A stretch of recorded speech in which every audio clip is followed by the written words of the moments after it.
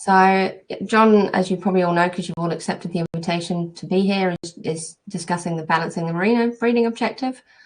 Just covering a few things, the role of fat and valuing the good doers genetically and lots of other good stuff. So if you want to crack on, John, that would be great. Okay, yeah, thanks, Sophie. Yeah, so I work as a farming system analyst. I've been pretty interested in merino breeding and how to get the sort of latest research into breeding more profitable merinos and making the most of the genetic tools that we've got available. And those tools, I feel, have done a pretty good job, or an exceptional job really, of improving the profitability of intensive livestock industries. But I feel that the sort of farming system and therefore the breeding objective for extensive livestock has it's got some extra challenges, and I feel that those challenges haven't been sort of addressed so well as they have in the intensive industries. And I'll come back to that a little bit later, but it's associated with the, and this is not telling you anything new, that you manage this variation each day, each year, that the intensive industries, the feed they've got today is the same feed as they've got next month and the same feed as they've got next year. Whereas in our extensive industries, the feed supply varies sort of month to month, sort of through the year. So the question is, how do we capture that in a breeding objective?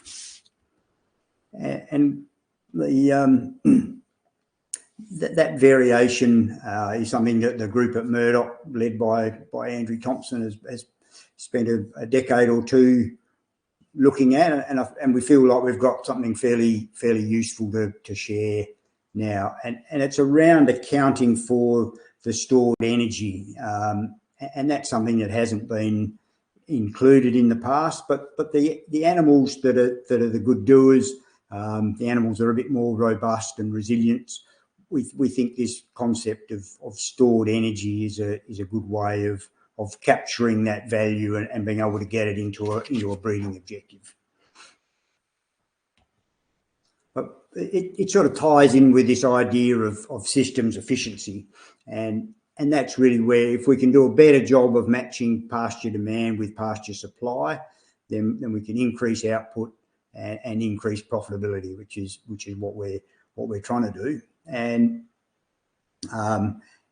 that's what you're mostly trying to do on your farms. So as livestock producers, you get paid to grow grass and then convert that grass into saleable product, meat, wool. And what we're trying to do in this presentation and in the research we've been doing is work out how genes fit in with that. Now, we think that there's no difference, or at least not very much difference, between what animals do with the energy if they're doing the same, or what they can achieve with an amount of energy if they're doing the same job. So that job might be maintaining muscle, maintaining fat, producing wool. So that's really saying we don't think there's much difference in the biochemistry of different animals. But we do think that there's a lot of difference in the partitioning between the jobs. What does the animal set out to do? And that's where systems efficiency and genetics sort of overlap, and we've called it in this slide the genetics of fatness. So really, animals that store more fat in spring can then mobilise that when the feed gets tight, and that allows them to stay alive, continue to reproduce, and you as a manager can sort of choose to feed less supplement, or maybe increase stocking rate and utilise a bit more of your pasture. So an example of systems efficiency that you're probably all fairly aware of would be changing time of lambing to match your used feed demand with the available feed supply. And we see that genetic fatness is an example of being able to do that with the genes that you select. So it does rely on having some variation in the feed supply. which is different than the intensive industries, which have that constant feed supply out of the silo.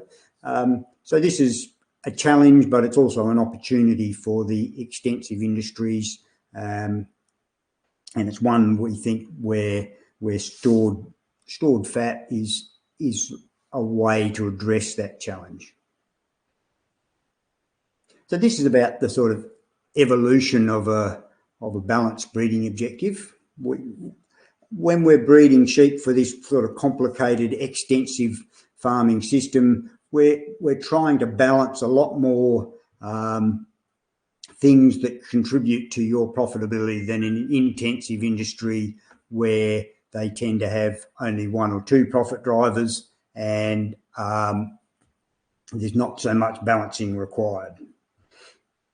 So the evolution of the breeding objective has been that items that are linked to income, so the production, clean fleece weight, reproduction, growth rate of young animals, the quality of the product, so fibre diameter, maybe staple strength, carcass specifications in the way of meat production, and maybe eating quality.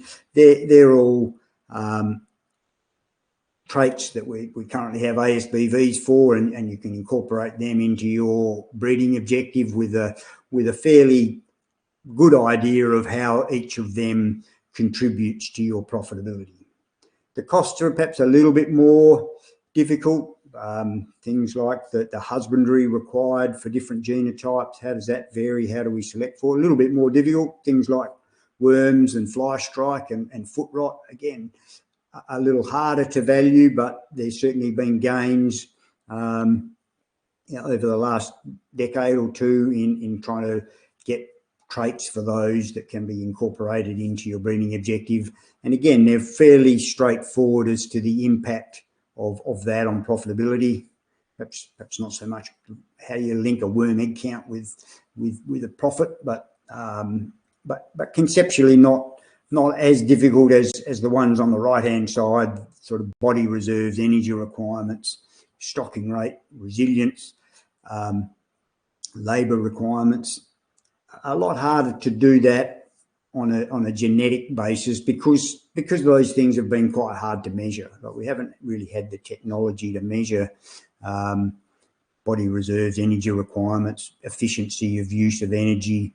But a recent project funded by AWI called GEPEP, Genetic Evaluation, Productivity, Efficiency and Profitability, has been focusing on that exact question, and that's what is the basis for a lot of what I'm going to be talking about today. I think a lot of intuitive breeders are probably already incorporating some of what we're going to talk about today into the breeding objective, because you've probably observed that there's a difference in animals about how they handle their environment, and I suspect that if you went out and saw a paddock full of skinny animals, you'd think perhaps they've been stocked a bit too heavily. If you went out and saw a paddock full of fat animals, you'd probably think they haven't been stocked high enough. So that's the sort of variation that we're trying to capture and put some numbers around, and I think some of you are already incorporating that into your breeding objective. What this project is set out to do is to quantify some of that, so we can have some better numbers for you to work with, and also to increase your confidence to go forward with that idea, and also lead to industry acceptance, so the broader industry can understand what you've been doing intuitively, and hopefully start paying you for the better genes that you've generated. So I've sort of talked about fat, and we'll come back to sort of why the why and wherefores of fat versus lean. But we know that fat's linked to reproduction. We know it's linked to carcass specifications, usually in an adverse way. The breeding has been for less fat. Fatness is linked to meat eating quality. There's also links to survival. But the one I want to focus on mostly today because, well, survival's not part of a breeding trait as yet, unfortunately, but the other three have traits available that you can select for. But the one I want to hone in on is this last one, the store of energy and how that relates to the value for the animal, for robustness, or for your bottom line, really, for robustness and resilience. And that currently is not included in breeding objectives. We don't have an ASBV for the amount of energy that's being stored. So we've sort of coined a term called whole body energy as the store of energy in the body. And we've also been looking at sort of how to value that energy, and the way we've come up with it, and we're talking about whole body energy, which it's the value of an extra megajoule stored in the animal at the same live weight. And really the only way you can store more energy in the body with more live weight, the same live weight, is to have more fat, because fat has more energy per kilo than lean tissue. So if you have less lean tissue, more fat, you've got more energy stored. And we're putting the value on 1 extra megajoule. So you've probably sort of maybe done some feed budgets looking at sheep energy requirements. So they're sort of 8 megajoules a day, and then whether they're losing weight, gaining weight, how much you might have to adjust your supplementary feeding to achieve the goal that you've got. So hopefully you're sort of familiar with the concept of a megajoule, and a bit of a spoiler alert, which I thought is to give you the economic value of a megajoule of extra whole body energy, and the answer we've come up with is 25 cents a megajoule, and you might be sort of comparing that in your head to the value of a megajoule in a kilogram of supplement, which, depending on the year and the type of feed, might be sort of between 3 and 4 cents a megajoule for the feed sitting in your silo. And so there's a big difference in the value of a megajoule of extra whole body energy. So this is a megajoule on the sheep's back relative to that megajoule in your silo. And it's because there's such a big difference that we want to run through some of the reasons why, to give you some confidence that number, that sort of 7 or 8 times the value of the megajoule in your silo, how can that be the case?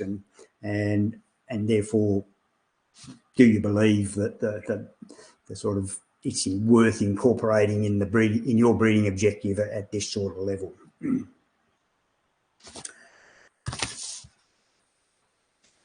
I mentioned that these results are based on the GEPEP project, and in that project we're measuring a group of 650 wethers from 29 different sire teams were evaluated in the feed shed.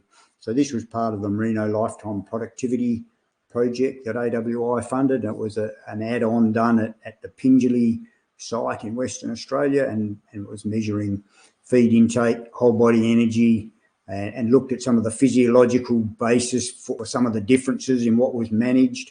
And then we've also gone on and looked at systems and evaluating the profit per hectare and how that can improve profitability, and how we get that into better breeding outcomes. So this is a summary of the range that was measured. So there was 29 different sire teams represented in the MLP that then became part of GEPEP, and the wethers that were measured. So it was quite a diverse range of sires within that 29 teams. There was a lot of genetic diversity, and the numbers that I want to sort of look at today are looking at the proportion of whole body fat. So we've had a range and so these were animals that are about 3 years old when they went into the shed and started their intensive measurements, and they'd been run together up till that point. And so some of those animals were, and this is a sire group, not an individual animal, 15 or as low as 15.7% body fat. And the high energy store animals were up at 23.9. So that's a variation of sort of 8 or 9% in the amount of fat. So sort of the fatter ones had nearly 50% more fat in the body than the leaner lines. And that was represented in variation in condition score. And it also, and this is a number we'll come back to and link it to some of the other findings that were made, the maintenance requirement, so the amount of energy that the animal needs for a day just to stand still. So it'll weigh as much at the end of the day as it did at the beginning of the day, or much tomorrow as it weighed today.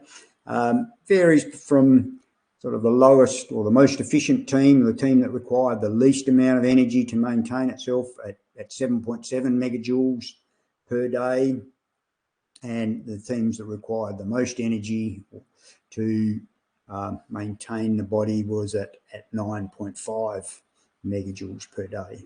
So if you had sort of 10 animals requiring 7.7 megajoules per day, requires about the same amount of energy as 8 animals at 9.5 megajoules per day. So that's like increasing your stocking rate from 8 to 10 DSEs per hectare. So we're talking about quite big differences that were measured within these teams.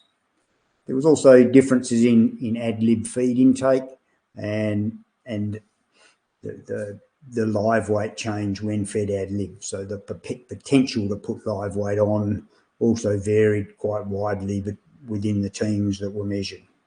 So we've got a very diverse range, which had sort of a double-edged sword, really. It was good because we had this diverse range, but it also has made it harder to interpret, because not only have we got these measurements that are on the screen varying, there's also differences in fleece weight and fibre diameter, and in the ewes, differences in conception and proportion of ewes with multiples and lamb survival. So there's it's made it difficult because there's so many things changing at the same time that it's been quite hard to work out what's cause and what's cause and effect and what's just an association.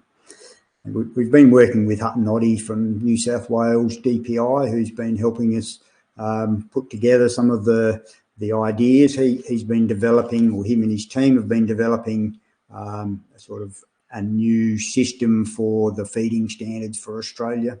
And we've sort of lent heavily on that understanding to make sense of the measurements that we've come up with in GEPEP. Just got a question here from Linton. Is there an upper limit to how much genetic fat contributes to resilience? Yeah, I think, I mean, that's a good question. And I think it comes down to the balance. What we're thinking is required is a balance of the breeding objective. So we don't want to just head off to very high fat levels. We think there's probably, like with all the traits, heading in one direction at the expense of other traits is not what we're trying to achieve. But I guess we don't have a number yet to say don't go any higher than 25%, or don't go any higher than 30% at a particular age. So I guess I think we don't need to answer that just yet, because we're going to be balancing the breeding objective, but we still aren't able to give you a single target yet, Linton.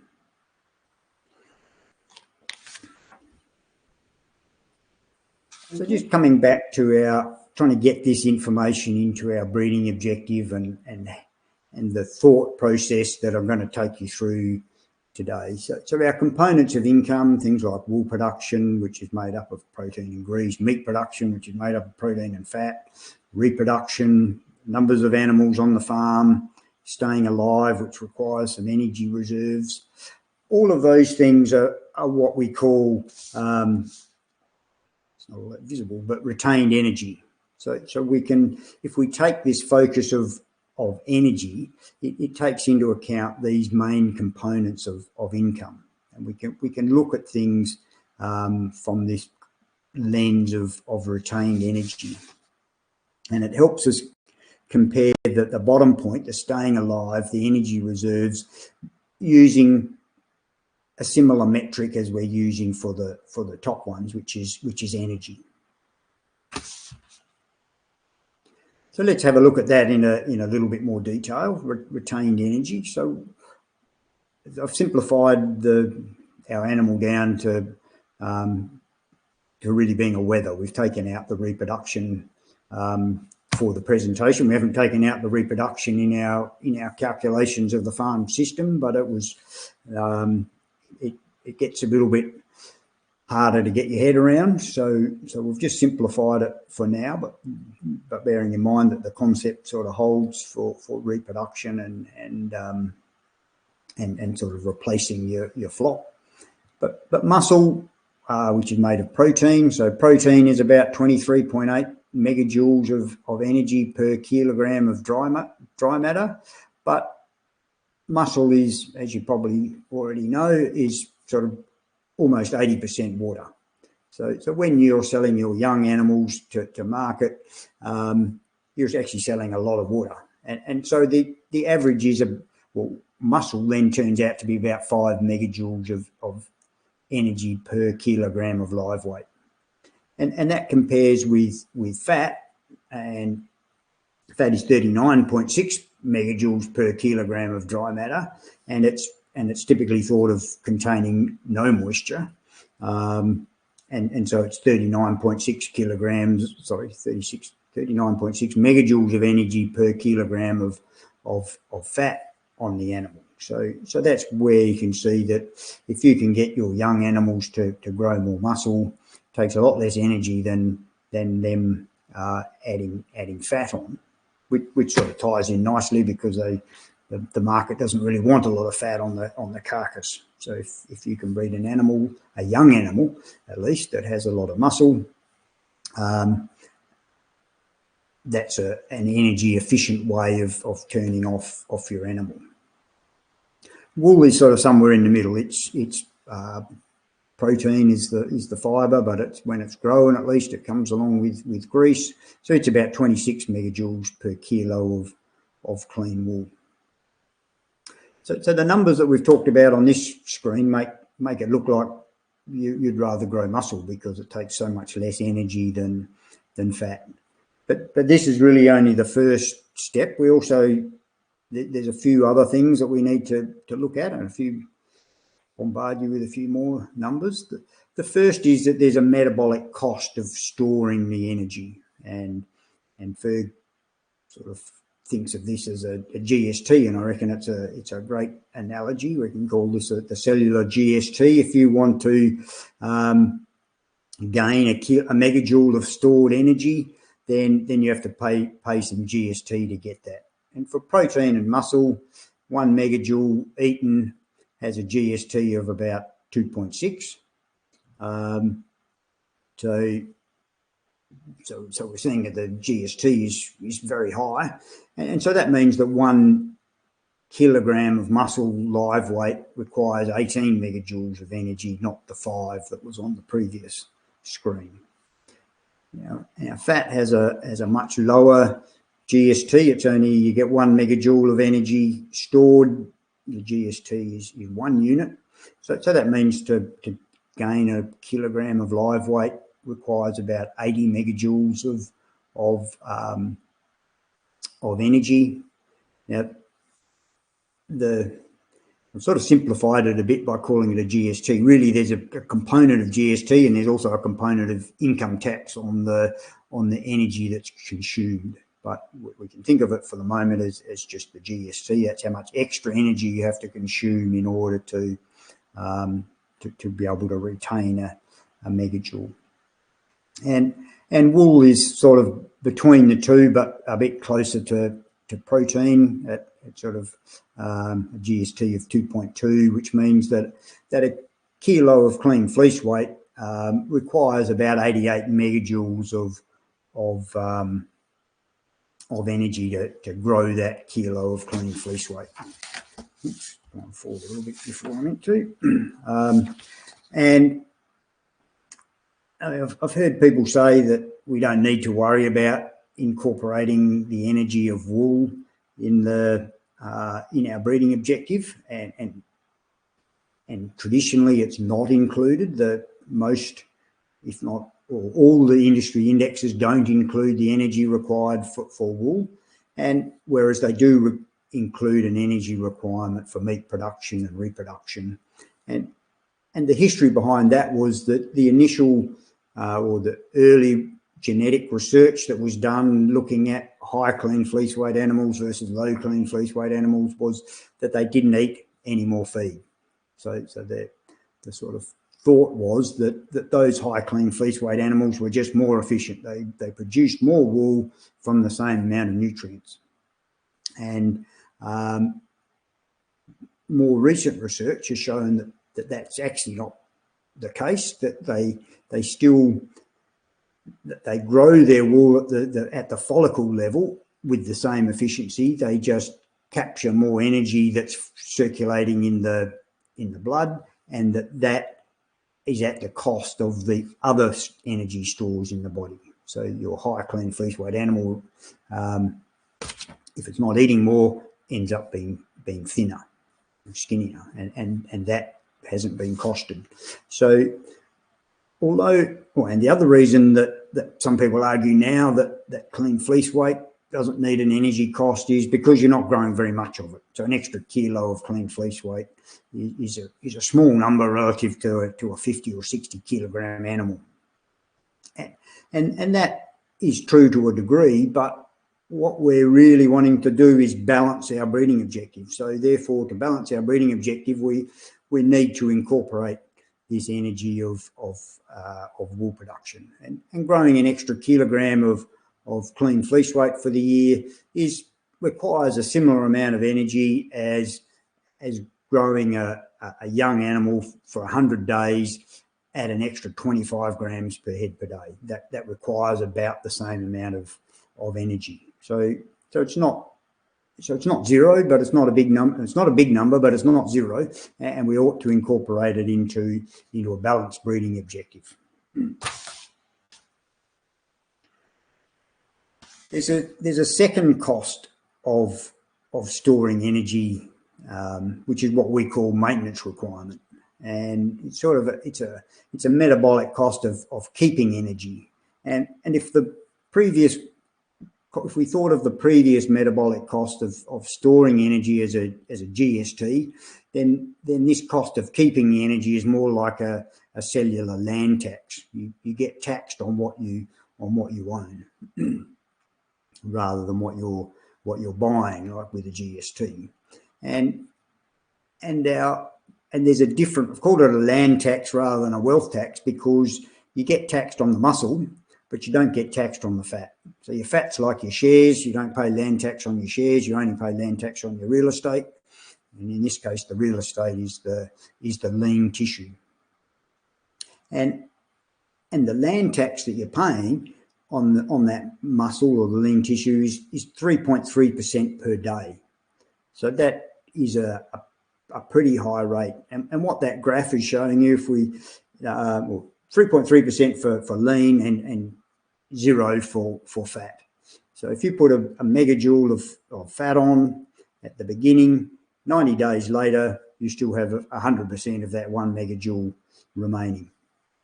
If you put on a megajoule of muscle at the beginning, 90 days later, you're burning off 3.3% per day.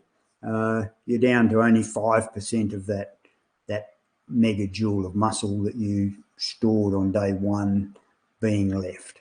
So that has a big effect if you're thinking about, well, if I fatten my sheep in springtime when feed is abundant, how much of that energy is left when I come to my feed shortage, which in WA, the feed shortage is sort of late autumn. Perhaps in New Zealand, it's probably more happening in winter because of your sort of particularly cold growing conditions. So the graph is sort of saying in 90 days' time, there's very little of that energy that's stored for the genotypes that store as protein. There's very little of that energy left, whereas the genotypes that store it as fat, there's still most or all of it at left. So fat gives you options, and storing as protein doesn't. And the calculations behind maintenance requirement, is that another question or not? You might have heard of, well, there's sort of two ways of measuring it. There's the traditional way of measuring it, which is that you might have heard of the concept of metabolic weight, which is live weight raised to the power 0.75, and that, as the weight of the animal gets larger, maintenance requirement increases by a smaller amount. So an animal that's 60 kilograms relative to 45, it's 50% larger, but maintenance requirement is only 35% more. So as animals get bigger, their maintenance requirement doesn't go up in a straight line. It sort of plateaus out a little bit. The other way, which is, Question from Chad. John, do you have a target ratio of fat to muscle as an ASBV that breeders would be targeting? Yeah, we don't have an ASBV trait as yet for fatness. So we don't have that. What I'm going to sort of cover at the end is that with the way in the short term for selecting for it will be to use the existing traits, either fat depth on the carcass or condition score, and where we're going to get to is hopefully an idea about what sort of fat depth on the carcass we're aiming to improve by. So, but we're not quite there yet. That's a section we have to do with AgBoo, and we're sort of on that process, but not there yet. But this sort of graph that's showing that 95% of the energy of muscle is mobilized and essentially lost in 90 days is part of the reason why we're saying that fat, or a way to represent fat in the breeding objective, is that 25 cents a megajoule, which is a big number. Got another one for you from Elise. Oh, yep. I'm not seeing these on my screen, unfortunately, but yep, keep going.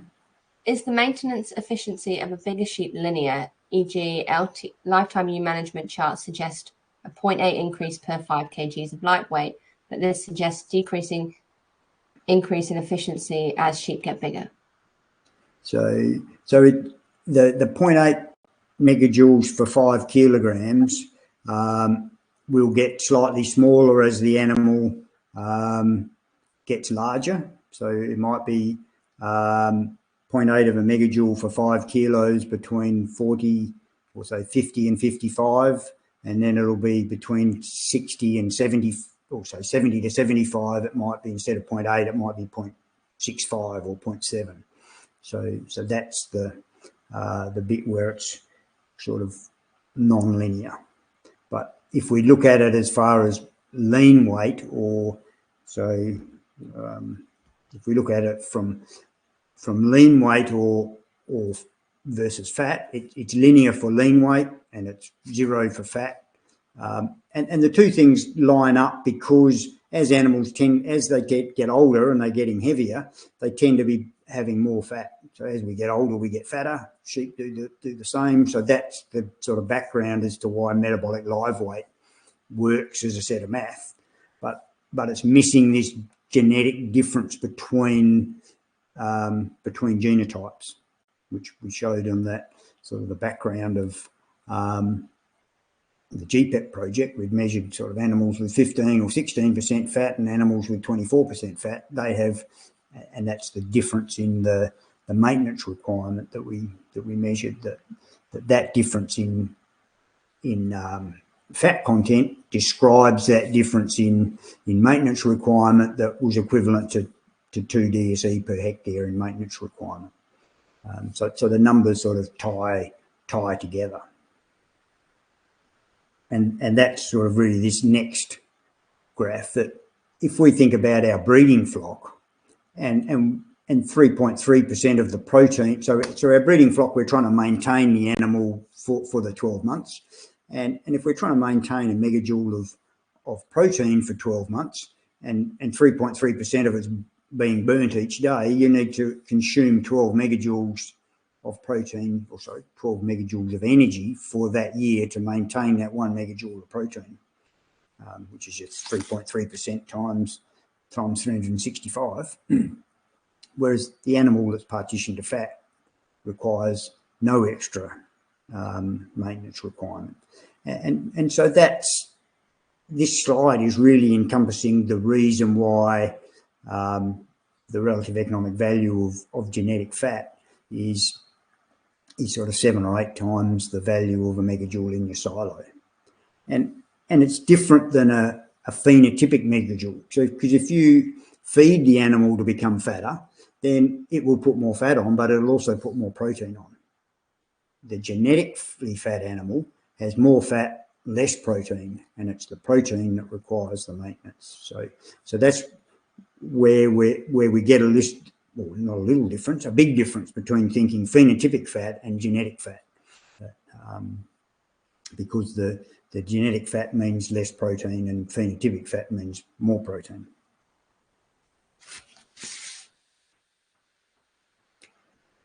So what does that mean if we put it in a breeding, we'll work out some relative economic values for that. And this slide compares what we've called the old, so that's not including an energy cost on protein, sorry, not including an energy cost on fleece weight, and not putting a value on stored fat.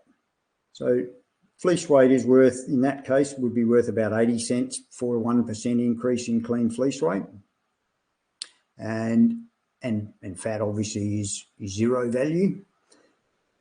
If we include the value or the requirement for clean fleece weight, the 88 megajoules of energy that's required to, if you want to grow an extra kilogram of fleece weight, then that reduces that value from 80 cents down to 60 cents per 1% increase in clean fleece weight. And the value of fat, depending on whether we look at sort of express it per megajoule, the 25 cents that I showed you at the beginning, and if you express it as a percentage of an increase in 1% of fat, then that's around $4.50. And we so put that in the context of the range of that we saw in GEPEP from sort of 16% up to 24, where we're looking at within that range, the relative economic value is changing by around 30 points.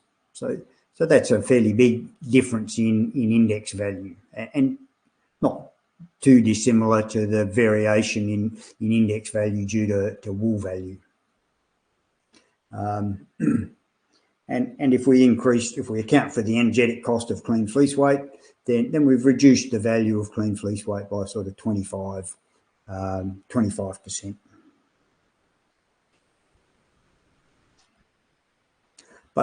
But there is, I mean, the important thing to know about this is that the money you make is in the management.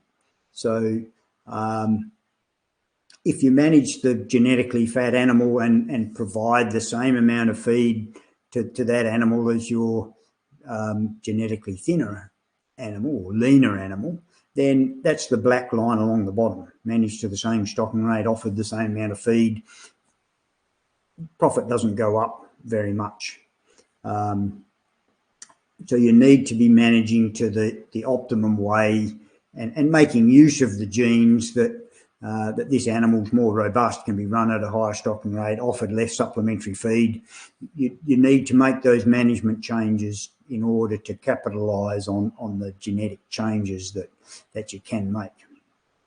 And if you're managing to a condition score profile like lifetime ewe management that was mentioned a few minutes ago, then that management is what you need to be doing in order to capture the genetic value of this sort of improved genotype.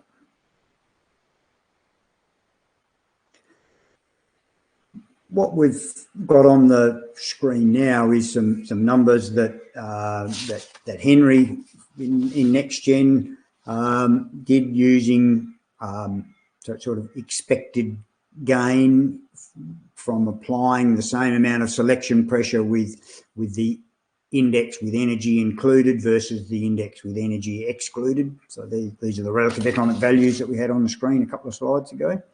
And this is the sort of response to selection, but it's not over a particular time frame. So this is sort of where we're heading in answer to Chad's question a little while ago, but we need to do it with AgBoo so we can put a gain in fat depth over 10 years as a number that is a bit more concrete than this number that Henry's able to generate more quickly, but with not quite so much background sort of value to us. But what it shows that if you include the value of energy, then fat depth increases, and if you don't include the value of fat, then fat depth decreases. So this, I should say that this is for a relatively narrow breeding objective. It doesn't include, well, it does include fleece value, so fleece weight, fibre diameter. It does include reproduction, conception, litter size, ewe rearing ability. It does include growth rates, so post-weaning weight, yearling weight, hogget weight, adult weight. They're included, and it either does or doesn't include condition score as a value of the fatness. What it doesn't include are things like disease resistance, worm egg count, foot rot. It doesn't include the non-mulesing traits, breech wrinkle, breech cover.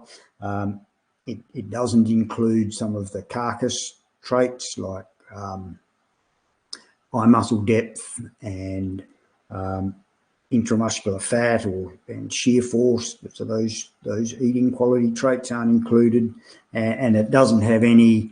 It doesn't have any of the fleece. It does have fibre diameter, but it doesn't have character. It doesn't have colour. It doesn't have fleece rot. So we're talking about an index that's not quite ready to be used on your flock of sheep, but it's got the big traits in, and what we're looking at here is just the addition or not of energy. And so if we don't value energy as a stored energy, then fat depth goes backwards. So that's not that surprising. If we don't select for something and it's adversely correlated with other traits, then the trait of interest will go backwards. Condition score, a bit similar. It stays still if it's not included in the index, and improves if it is. Adult clean fleece weight, instead of gaining 6.9%, it's only gaining 4.58. So that's a reduction of about 30% in the gain in fleece weight, and fibre diameter stays similar. It actually improves a little bit more when you incorporate energy requirements. But I think the most interesting finding is that if you look at the total economic gain, including energy versus excluding energy, is that if you're excluding energy, which is sort of the industry index traits, industry index breeding objectives at the moment, selection indexes, you're only making about 2/3 of the gain that can be made if we do incorporate energy into the index. So it's quite a big, potentially it's quite a big change in breeding direction for the sheep industry to incorporate the value of stored energy to the breeding flock, and so so well, I think it delivers a fair bit of value to breeders. So where are we going to from here? The GEPEP project is almost complete. We're down to the level of doing peer review in the scientific literature. We're working with AgBoo to generate the genetic parameters that are required to turn this into something that's available at an industry level. The findings are linking in with some other sort of current research that's happening through MLA with the large methane project, and with extra information on feed intake. There's sheep genetics indices are sort of going to be in the pipeline once AgBoo sort of has completed the work that they're doing, and next gen will be delivering, or will be able to deliver custom indexes. So if you want a custom index, then there'll be enough information that Henry can do some calculations for your flock with using your ASBVs. And as I mentioned before, that will be done in the short term using the existing traits, fat depth and condition score, which is the numbers that were on the screen a minute ago. And maybe the longer term is to come up with a specific trait that's whole body energy or whole body fat. That's a little further away and is a longer term project for AgBoo. So the project had a lot of contributors. It's been a big project, and there's been a lot of groups involved. But hopefully you've got a better picture of what was done and what it means for your breeding program if you're a breeder, or what it means for you as a ram buyer. If we have any other queries that you'd like covered. If you just wanted to stop sharing your screen, and then we'll see people's faces a bit bigger rather than just squeezed up. There we go. That was cool. Yeah, really interesting. Any questions from anyone?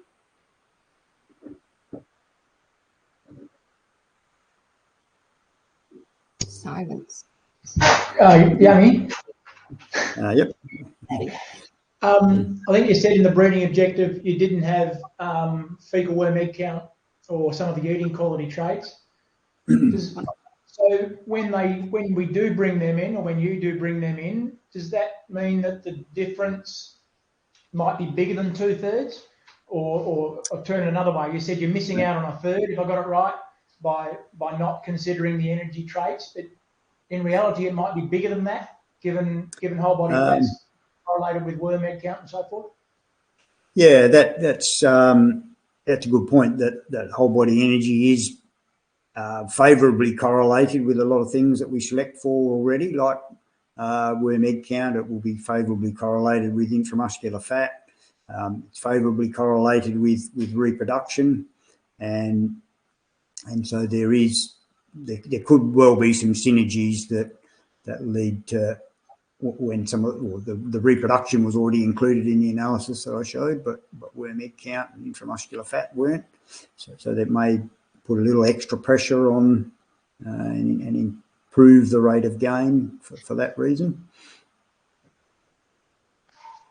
There's just a comment here from Elise. I thought that some of the early work showed that CV and WEC were correlated to whole body energy, but they weren't mentioned tonight.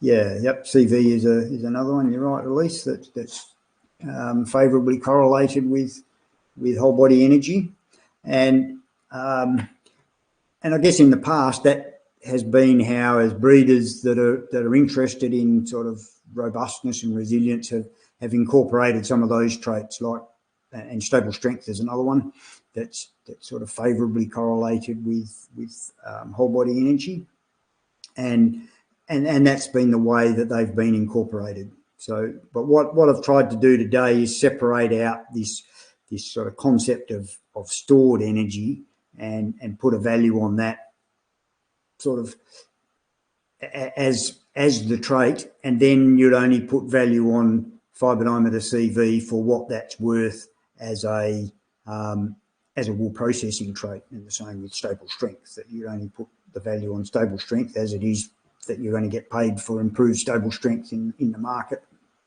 because you've correctly valued the energy store. So you're not trying to use a sort of indirect measure to value that energy store, if that's making sense.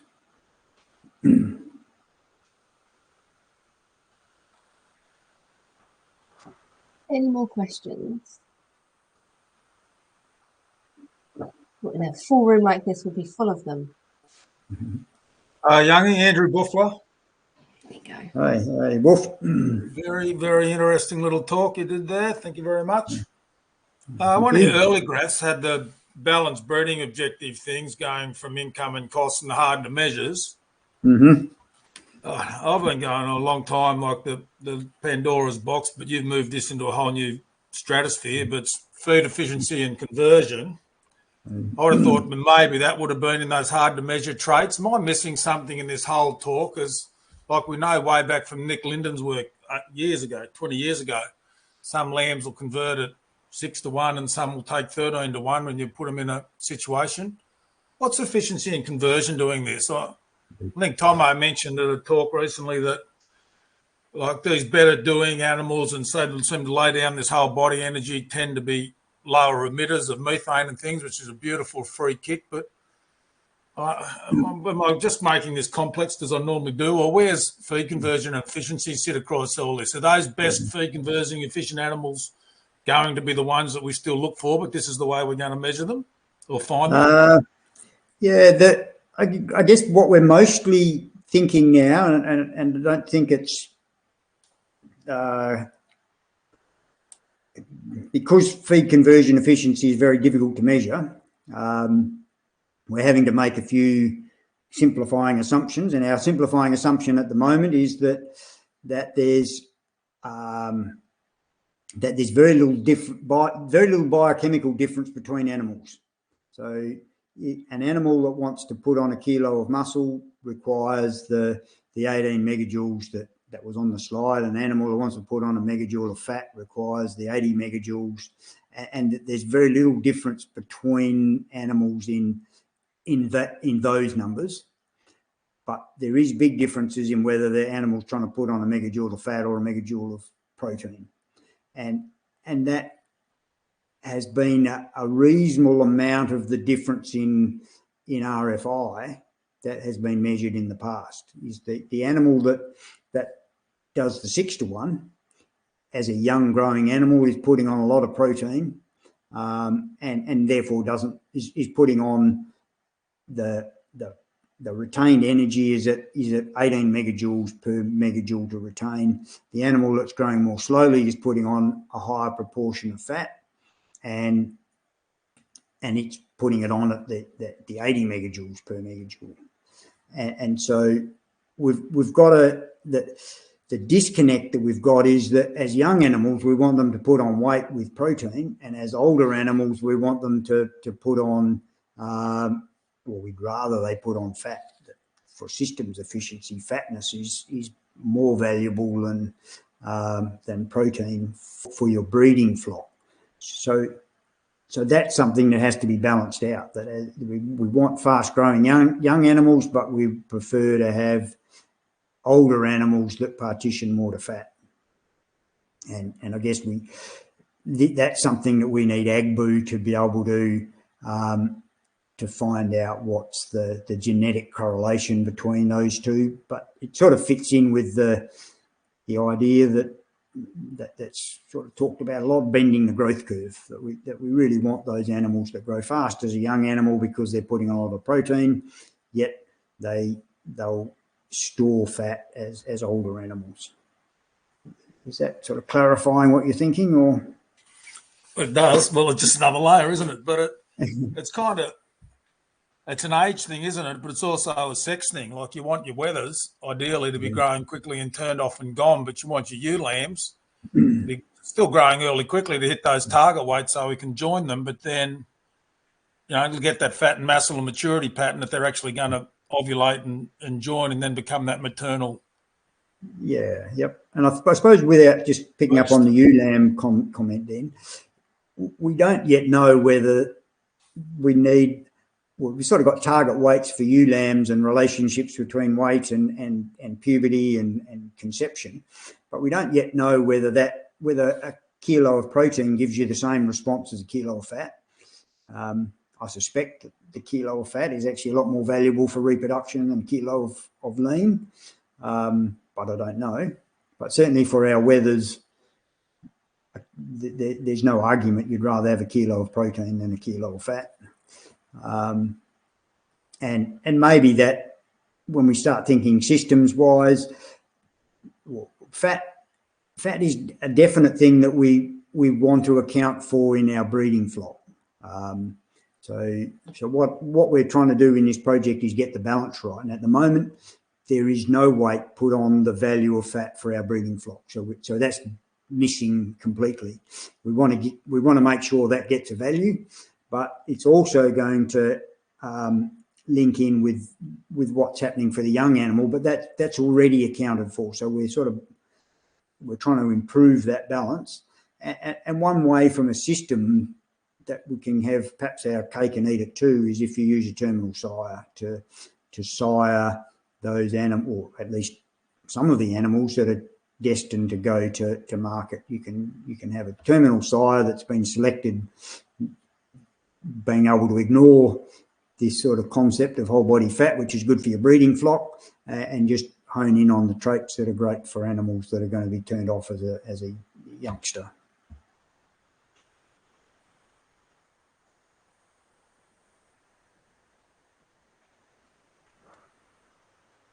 Anything from anyone else?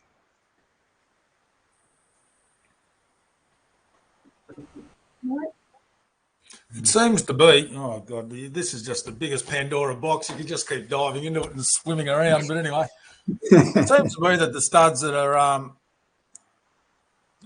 have had that real focus on those maternal and the growth and fat and muscle, but we're doing it anyways. It's just by luck or design or whatever. Like when we've been pushing fat and muscle, Chad alluded before, and we're always talking about, well, what's the balance or the relationship between those two traits and growth, and where's the ideal sort of fit? But is it by luck or design or whatever? We seem to be moving it along, but it doesn't seem like our wethers aren't, like they're turning them off quicker and performing well. The Lamex stuff showed us that, about how well these modern Merinos will perform in feedlots as young animals and stuff like that. And we're getting great results with our ewe lambs and joining, and there's certainly in all of these circumstances where you see the modern Merino as a 3.5 or 4.5-year-old ewe, they're running 0.8 or up to maybe 1 condition score better than the traditional ones. So just with the basic traits that we've had to date, we don't seem to be getting it that wrong, do we? So what's next? What as a breeders are we going to be doing to incorporating that? Because we seem to be getting, maybe it's anecdotal, but I think there's a bit more science behind it than that. We seem to be getting pretty good results just by getting the animals to do more. That's why I asked about efficiency. Are they eating more to do it? And it possibly doesn't matter if they are, if they're that efficient and doing all this stuff. Yeah, I guess, I mean, maybe I didn't quite answer your efficiency question before. But what we think is happening, that these animals that are fatter as older animals have eaten more while they're younger, and that's got them fatter. But once they're fatter, the GEPEP project showed that the fatter adults actually were eating less than the leaner adults, because fatness depresses appetite. So once they're fat, they eat less. So your ewe that's in the paddock, a condition score heavier than the lean genotype, is actually eating less, and that's obviously a positive. But they've eaten more as a young animal, or we suspect they've eaten more as a young animal, because we didn't have any young animals in GEPEP, so we couldn't actually test this. But what we think has happened is that they ate more as a young animal, which is a positive for turning off that wether that you want to go off it as a sort of 8 or 10-month-old finished Merino prime lamb. So it's a positive for that. Whereas, so now getting more into your comment about are we doing a good job already, that those things are leading you to your animal that's more profitable. And you've got there, I think in part because you've had a bigger view. You had terminology of the modern Merino, which I think is good terminology, and the people who are breeding for that sort of animal have already allowed for a lot of what this project has delivered, and I think, well, what I'm hoping that this project gives you is some better numbers to be able to make that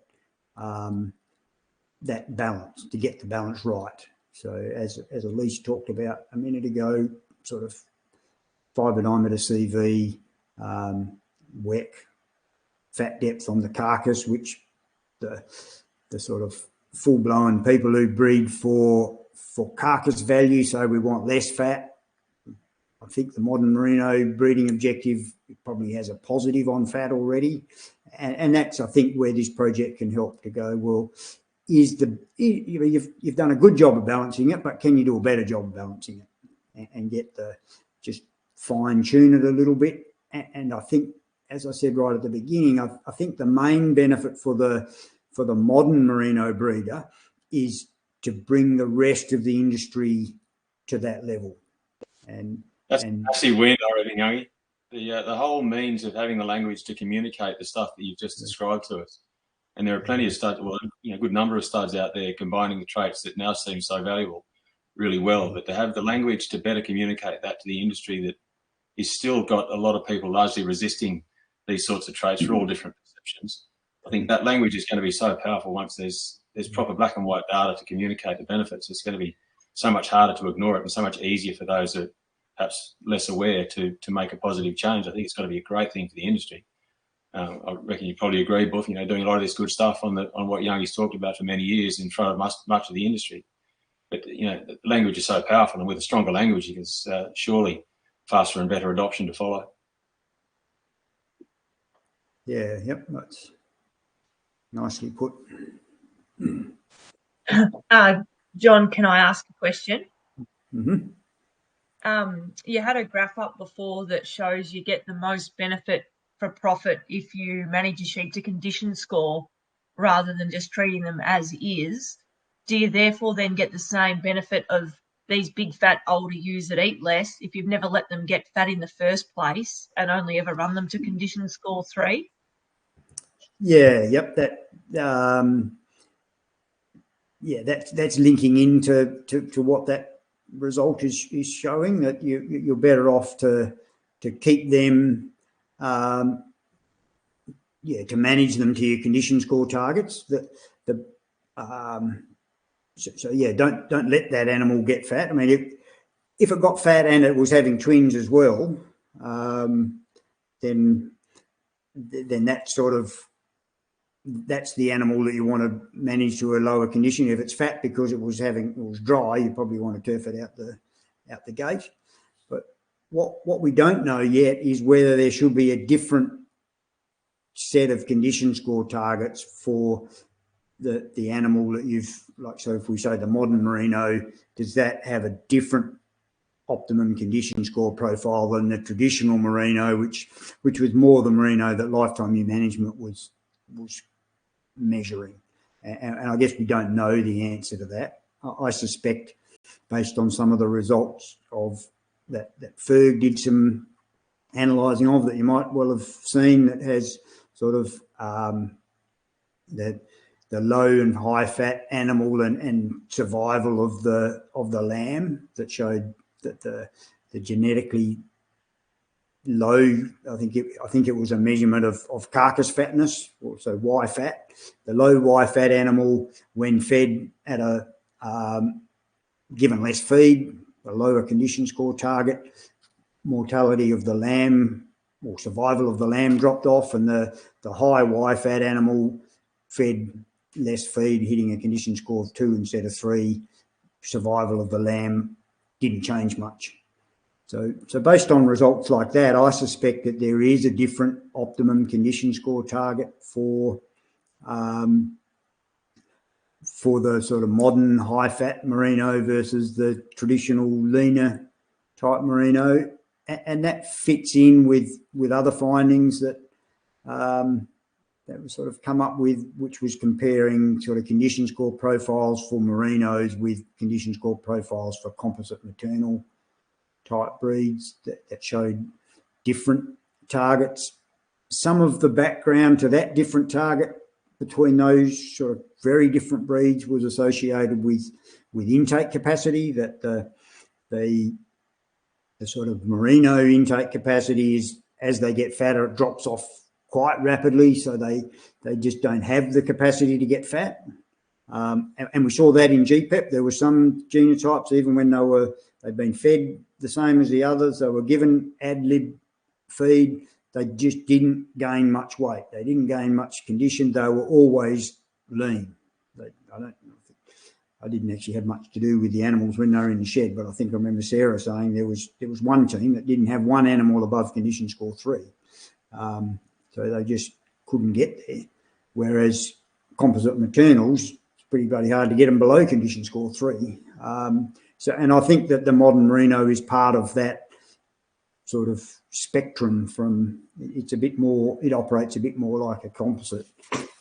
So it probably has a profile that's a bit more like a composite, and the difference between the composite profile and the merino profile was the optimum composite profile is put more weight on when feed is abundant and allow more weight loss during the period when feed is not abundant, as opposed to the merino condition score, the traditional merino condition score profile, which was sort of lamb in the same condition score as you joined, and you're joining sort of close to the maximum, but you've got to maintain them through that, essentially the feed shortage.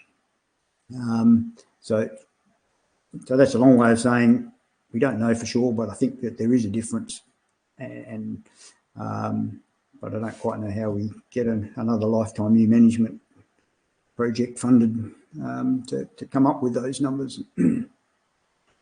Anecdotally, I couldn't agree more, Youngie, particularly with singles. It's amazing what you can do with one of those modern merinos with a single lamb. I'm not sure. I'd be a bit nervous to start deviating too far with twins, but gee whiz, you can drop them way down. You can nearly run them like a maternal if they've only got a single lamb there. Like with dry years and autumns and feed, we've been really running our single bearing ewes down a lot lower than recommendation and still getting 95, 96 survival, sort of percent survival. And that's quite extraordinary. Twins, I'm a little bit less, maybe it's just braveness, but I'm a little bit less hesitant to deviate too much off it. But certainly with singles, even the maternal composites, the twin survival was like you could overdo the weight loss in the twin survival, but the difficulty, or the sort of thing that limits what you can do is that you can't separate them until scanning time.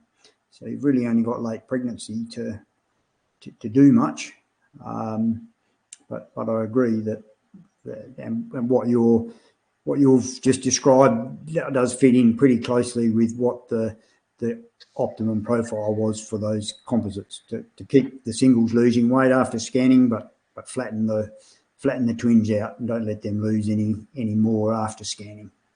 But they did lose some weight in early pregnancy, which is different from the lifetime ewe management recommendation of sort of maintain them all the way through pregnancy. So it sounds like you've already worked out. And I guess as a researcher and as someone who does farming systems analysis, I like to be able to see that the progressive growers are actually already doing what the analysis suggests, because that indicates that my analysis is correct.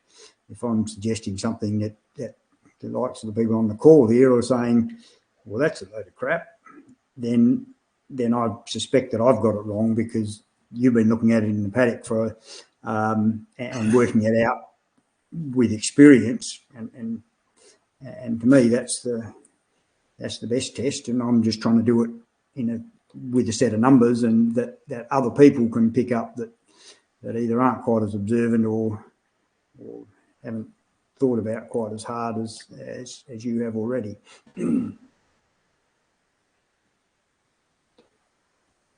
It's not hard to see, Youngie, why the Merino, in an old school sort of sense, developed the reputation of being born to die. It was almost every intention in place.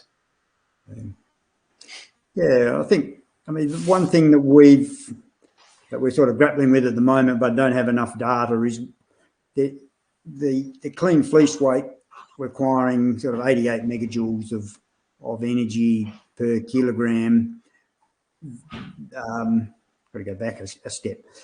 Norm Adams, who was sort of mixed up with Ferg when he was doing his PhD, had an idea that the way that high genetically clean fleece weight animals got high clean fleece weight was by turning over their protein faster.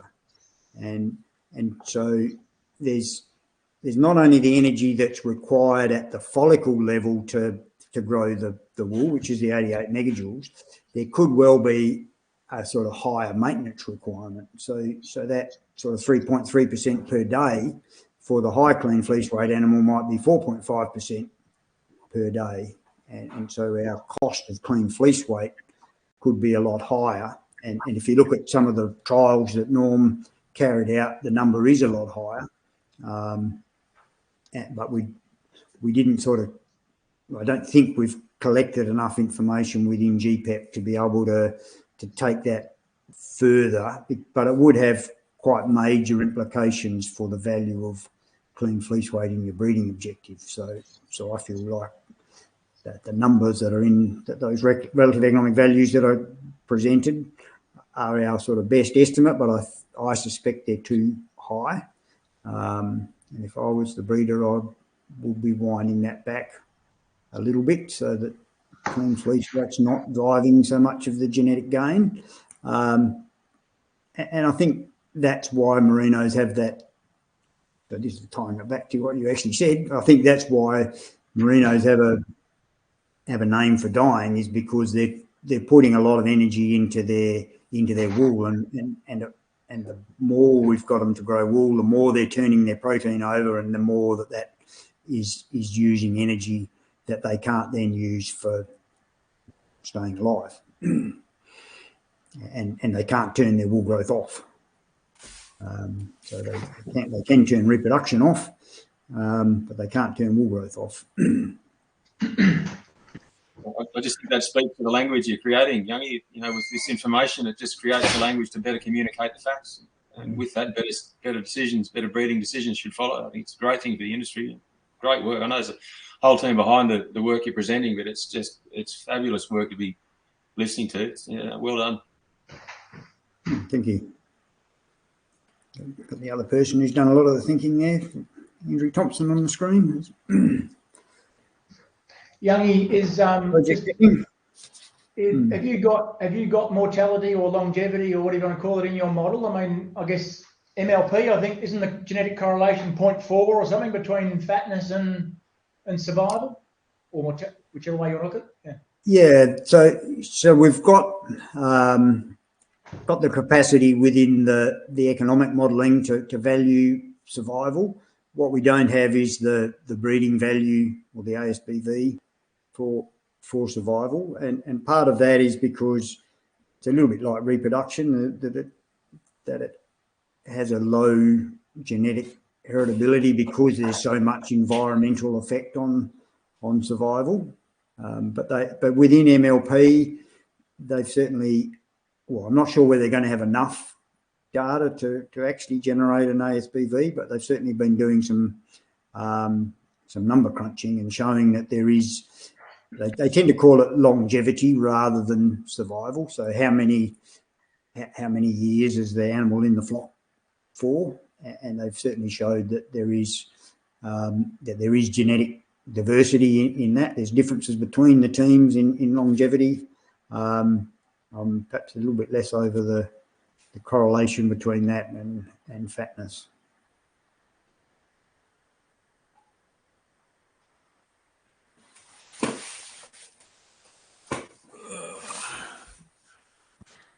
All right, here's one for you, Youngie. I don't know it's all of them.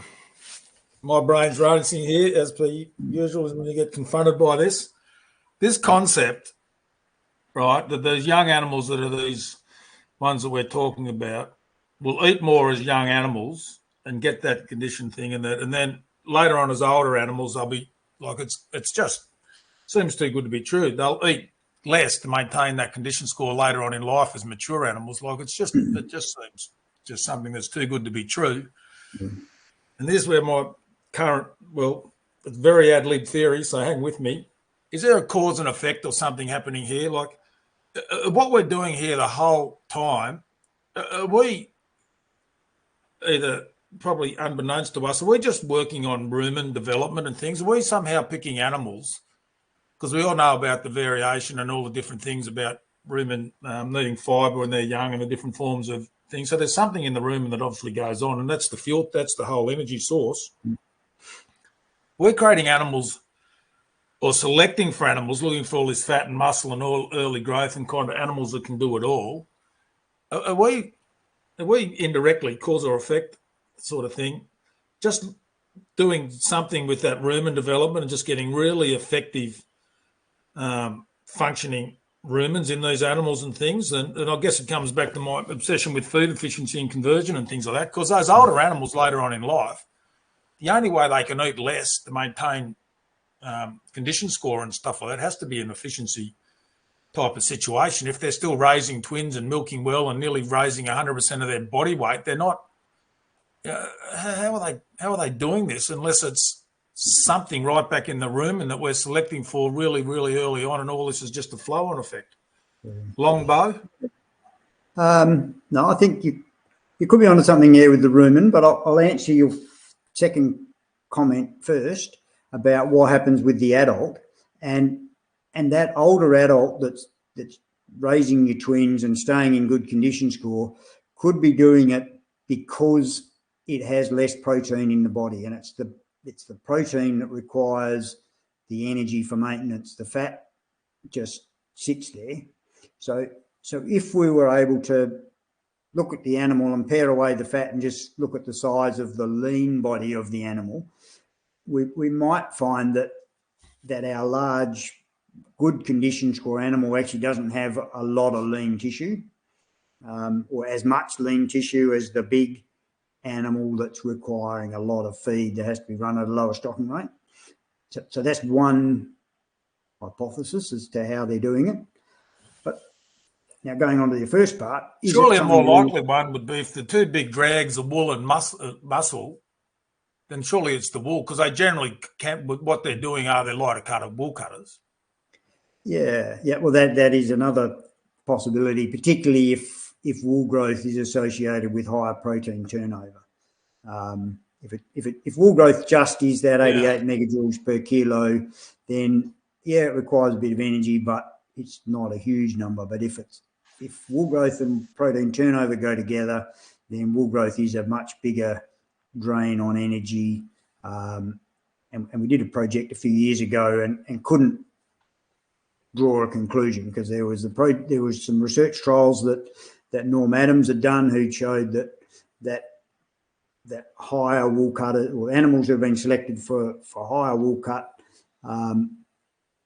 had less body fat, and the difference was quite large. And then there was another project that was done out of New South Wales DPI that said, no, they don't use any more energy. So you had chalk and cheese, and I tend to believe Norm, but that might just be because I know him, we knew him. But as a scientist, you sort of say, well, on one hand this and on the other hand that. We really don't know.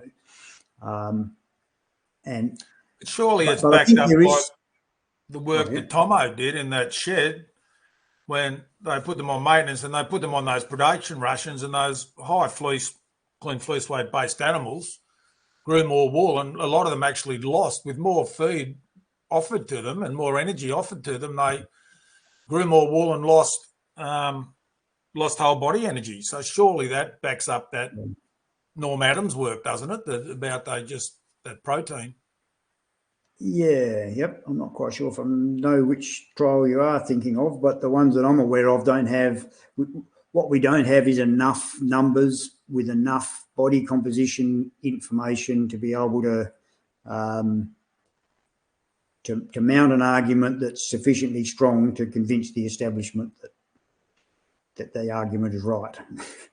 I've lost me way, Tomo. Didn't you not present that over at Chad's thing at Holbrook? Which relationship? Yeah. One of your slides, that when you put some of those wethers in your shed onto a production type of a ration, they grew lots more wool, and some of them actually lost whole body energy, where the more modern Merino types put on more body, they decided the parturition or whatever it was, the energy that was put in front of them into whole body energy, but the heavy, clean fleece weight types, some of them, just when there was food put in front of them, grew more wool, but actually lost. Some of them actually went backwards in whole body energy. We're certainly getting the negative correlation between energy partitioned into wool versus fat, but it's not super strong, so you can break it. Well, maybe I dreamed this up. Maybe it was just a wishful thing. Dad, you were there. Is that right or not? No, I'm not quite sure what you're talking about, Buff. Yeah. But yeah, we certainly showed that the animals that produce more wool put more of their energy into protein and less of their energy into fat. So that sort of, it's a link that says that lean tissue and wool growth go together, because I guess you don't know which one's cause and which one's effect, but lean tissue goes up as wool growth goes up, or partitioning into lean tissue goes up as wool growth goes up. And partitioning into fat goes down as wool growth goes up. And we haven't let go of that bone yet. Like we're still, well, Noddy's still sort of working on that. So it may yet be able to be answered. I'm just thinking that we aren't going to be able to answer it. But I think there is other evidence that backs up your idea that it could be something to do with the rumen. And that evidence is that if we select for reduced greenhouse gases, so less methane emission, then you get a smaller rumen. That's the sort of, if all you did was select for less greenhouse gases or less methane, you get an animal that eats less and has a smaller rumen. And I think, although the geneticist would put a negative value on intake, I think intake, or appetite at least, is a positive, and that's what we actually get in this animal that's fatter, is we've got an animal that has a higher appetite. And what that does for you as a farmer is it gives you options. If you've got an animal that doesn't want to eat much, which is what I think of as your sort of traditional fine wool merino, it doesn't want to eat a lot, and therefore you've got to provide it with a very good quality diet all year. Whereas if you've got a more modern merino that has got a high appetite, then you can afford to feed it some pretty poor quality feed and sort of like suck the moss off the gravel stones type comment that it goes out and it looks for feed. You can then utilise more of your pasture, and that's really what you're getting paid for, is converting pasture into product. So if you've got an animal that wants to eat the pasture, you've then got some management control to be able to do that. So that's sort of the systems efficiency side of it, which is sort of how I think about it, but it doesn't cut the mustard for the geneticists. We needed something a little bit more concrete that they can understand, and I think stored energy, it's almost like a product for them, so they can value it. And as Chad said, it's something that we can talk to the rest of industry about without getting into something that's a little bit harder to get your mind around, about efficiency and systems efficiency and how you get more out of your pasture through your genotype, which is really where this thinking started. Was we felt that there was a genetic influence on stocking rate, or on stocking capacity, and how do you get that into some words and some numbers that you can then get in a breeding objective.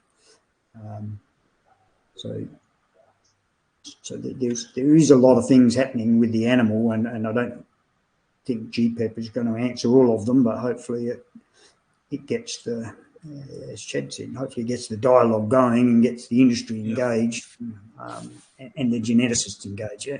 And I think we have got the geneticists engaged now. They are interested in the GEPEP findings, and they are involved in the project, and they're taking it forward. So I feel like it's looking good. Can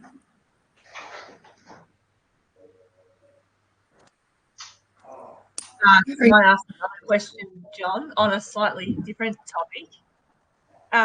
We only breed enough merinos to have a self-replacing flock, and we join the surplus merinos to a white Suffolk because the financial benchmarking that we do shows that's the best enterprise for us. So that means that 80% of our sale lambs that we sell are born to a terminal ram because we keep the merino ewes for our self-replacing flock. Earlier in this presentation, you mentioned that fat is very good for a breeding ewe, but muscle is good for when you want to finish a lamb. Because 80% of our sale lambs are actually born out of a terminal sire, that's where we should be selecting for the muscle. In our merino ewes, do we just forget about muscle and select heavily on fat? And some muscle will come with that fat because of the correlation, but we don't actually need to chase the muscle, just chase the fat, and whatever muscle comes is a bonus. Yeah, yep. I think by separating out and having your terminal sired lambs and your sort of maternal type lamb, that muscle in itself becomes a lot less valuable. Whether there's still some sort of associated gains that you get in muscle, like Mark Ferguson sort of says that high muscle depth animals are a bit shorter and maybe help bend the growth curve. That may still be a way of achieving that, even though you're not actually after the muscle, you're after the bending of the growth curve, but it might be the way of achieving it. And we've done some of that analysis on our own sheep, John, and found that fat will cap it more effectively than muscle. Okay, righto. Well, that might be... or as well as... So, but yeah, basically what you're saying is that we can select heavily for fat. I wouldn't use something that was negative for muscle, but by selecting heavily for fat, the muscle will just come. We could sort of not focus so heavily on muscle. Is that... Yes, yep, I'd agree with that. And one word you used before was when you're that you don't need to worry about fat in your terminal size because what you're trying to do is finish your lambs. More muscle is very good for growing your lambs. You're still going to need some sort of fat level to finish your lambs, and that, I think the amount of fat you need on your terminal depends on, so partly your growing season, how long have you got to grow your lamb out, so how big is it going to get to, and when it gets to that size, it needs to have the cover. So it needs the fat cover to get you to the saleable product. Now, the push of the sort of traditional breeding objective on terminals is lower and lower fat. But you don't want to go too low because then you can't sell your animal when it gets there. That was sort of based on the really big carcass is the carcass you want, which was being sold into America, is my understanding. But the market seems to be a lot more broad than that now. You can sell a small animal as long as it's got fat cover. You can sell the medium-sized lamb as long as it's got fat cover. You can sell a very large carcass as long as it's got fat cover. So I think you select the size of the carcass that you've got the growing season to produce, and then make sure you've got enough fat on it at that carcass size. And so it's not, well, that determines how much pressure you put on positive versus negative fat in your terminal, and your breeding flock is then free to how much pressure you put on fat versus reproduction, and what's most important for you is reproduction. For most people, it's probably ewe rearing ability, which is positively associated or favourably correlated with fatness. But you probably also still want to be growing some wool, so which is adversely associated with fatness. So it's still a case of getting the balance right for your system, and hopefully these sort of numbers help be able to differentiate, and your balance might be different than Chad's balance, which might be different than Wolf's balance. But at the moment, without this project, our rules of thumb aren't developed enough to be able to say a different number for different systems. But hopefully with this being able to value stored energy, we might be able to get to the point of being able to say, well, a target number for you is this, and a target number for a different environment with a different that doesn't have the terminal size is a different number. But we are a little way, or we're still short of that, but that's where our target is to get to. As a non-wool producer, with our sheep, I feel more comfortable commenting now on that. But my observation is that you touched on it earlier, John. It's to do with the age that you want to market your lambs, because exactly what you said. As you get older, we as humans put on more weight and more fat, and so if you work from your age that you intend to market your lambs, if you want to market them early, go as fat as you like with the terminals. But if you want to market them more than at 12 months of age, that's where you need your leanness. And so I think you actually need to tune in the fatness that you select in your terminals according to the age you want to market your lambs. Yeah, that sounds very sensible to me. Is that how you sort of select your? Have you got are you a terminal breeder, or are you just a terminal buyer? No, we're a maternal breeder, and we've got a client that has selected rams at positive 1.5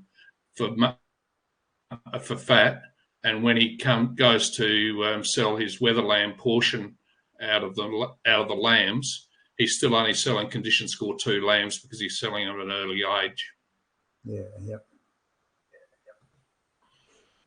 Yeah, I think that's a good example of how I think about it. That Merinos tend to be a little bit. They're providing the fat, and the terminal sort of taking it off, depending on how long you want to grow them for. And probably my other comment is to me, resilience is also about how quickly the rebound happens after you wean the lambs with the ewe. And to me, that's what I would really look at as being true resilience. And okay, you have the ability to be able to, with the fat cover, to help get the sheep through through summer until the break of the season. But again, the longer they seem to take to get back to good condition after weaning, to me, is what resilience is all about. Yeah, and I think happy to hear that you were talking about condition rather than live weight, because that will be an example, because live weight is cheaper energetically to put on, that we might see animals that gain weight sort of rebound on a weight basis more quickly, but they don't rebound on a condition basis. So I think fat helps you, or the animal that partitions more to fat, which I guess is how I think about it genetically. You've got genetic disposition to partition to fat, or you've got a genetic disposition to fat to partition to lean, and the animal that puts it towards fat is the one that I think will rebound quicker in condition, but it won't rebound as quickly for live weight. So we need to agree.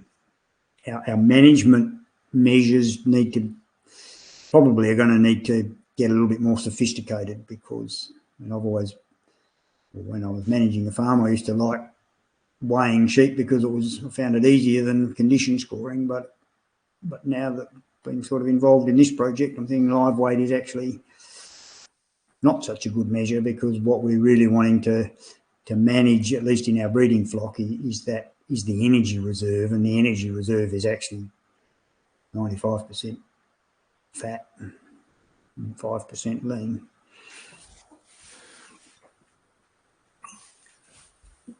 Yeah, just before we wind up, can I just revisit and try and get another perspective about how we sort of convey the benefits of this and the language that you use? It was right early on in your presentation when you started valuing this fat energy in a sheep at 25 cents a megajoule.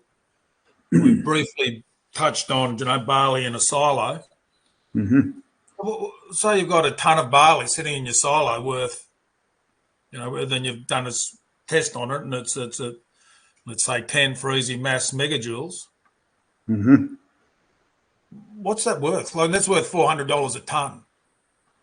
So how do we equate that to tell people, well, if you've got this type of sheep, and if she can put that on her at 25 cents a megajoule, and that 400-ton barley at 10 megajoules stays in the silo? Well, that's the language that people listen to. Can you help me align those things and get some understanding or perspective of it? Yeah, language is certainly not my very strong point. You're the economist. Fergus will be more likely to be able to help you with how to describe that. But what I think, one of the things that we've got to separate. But how do we, like, that ton of stuff sitting there? Mm-hmm. If you've got these ewes that are running at, storing, let's say, well, and those are 10 more megajoules to keep the numbers simple. So they've virtually got $25 worth of stored energy there compared to another ewe, haven't they? That $2.50. Value at that. Oh no, $2.50. Yep. So that's about so that's 10 kilos of, well, depending on what you paid for your barley, but in round figures, 10 kilos of barley in the silo equivalent. But what we've got to keep focused on is that that's a genetic megajoule, not a actual megajoule. So you can't feed your animal to put another megajoule of fat on the back and then say that megajoule on its back is worth 25 cents. The megajoule that you fed the animal to get it on the back is worth a little more than a megajoule in the silo, because I mentioned somewhere in the talk that there's the GST, but there's actually also an income tax on intake. Absolutely. And you've already paid that income tax on the intake when it's stored on the back, and it gets mobilised at 100%. Well, we think it gets mobilised at 100% efficiency if it was stored as a megajoule of fat. So that's better than a megajoule in the silo, but it's not this 7 to 8 times the value. It's probably only 1.5 times the value. So we've, and that's the bit that I'm not quite sure what the language is to say that this genetic megajoule is so much more valuable than the megajoule in your silo, and that was the bit where I said the genetic megajoule is worth so much because it means you've got one more megajoule of fat means you've got 1 megajoule less of protein or lean, and that lean one is that lean megajoule is the one that burns energy all year and requires you to keep topping it up. The maths is clear to me. The language is not. So I don't know if I can help you with that.